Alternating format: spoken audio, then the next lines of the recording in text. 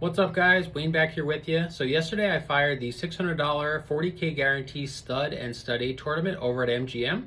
We were down to 16 players, which was the final two tables. Top 6 got paid.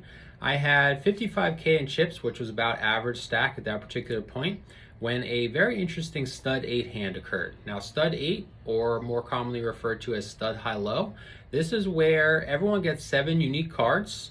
Now, if there is no low, then the high would win the entire pot, but a lot of times there is going to be a low. For someone to have a qualifying low, they need 5 unique cards, ace through 8. So in this particular hand, I had a deuce door card, which means that I was the bring in, and the player to my left ended up opening with an ace, and it folded all the way to the player to my right, who had a 10 door card, and I had wired queens in the hole. Now, this was my only street where I looked back and maybe thought that I could have played it a little differently. When he opens with an ace, he is really going to have one of two hands. He's going to have either an ace with 2 other low cards, which would be obviously 3 wheel cards, very good starting hand, or he's going to have split aces, which would have me in pretty bad shape. So my 2 options here are either calling or raising. I ended up taking the less variance approach and calling, and I'll just kind of put on the screen how the rest of the hand played out.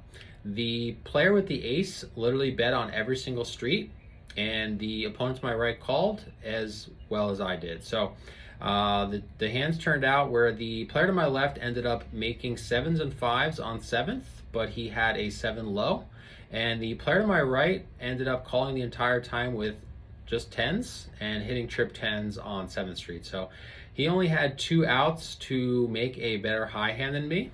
And that particular hand, I lost over half of my stack, which was pretty unfortunate. After that, I got down to 16K and saw an ace deuce 4 in stud 8, which is a pretty good starting hand. Got the rest of my chips in against a 5-4-3. Also a pretty good starting hand, but not nearly as good.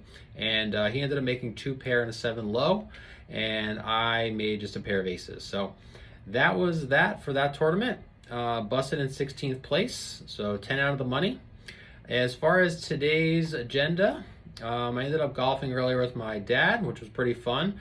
There is a Big O tournament going on at the Golden Nugget, which Josh is currently playing, so I might stop over there. And either way, I'll let you guys know. I appreciate everyone watching, and talk to you guys soon. Take care.